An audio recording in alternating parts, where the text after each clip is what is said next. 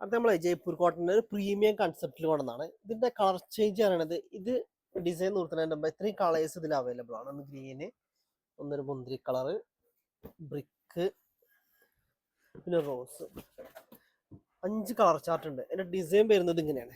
ഇതാണ് എൻ്റെ overall look. ഇതിന്റെ സൈസും പ്രത്യേകത ഉണ്ട്. 3XL വരെ ഉണ്ട്. M to 3XL വരെ സൈസ് അവൈലബിൾ ആണ്.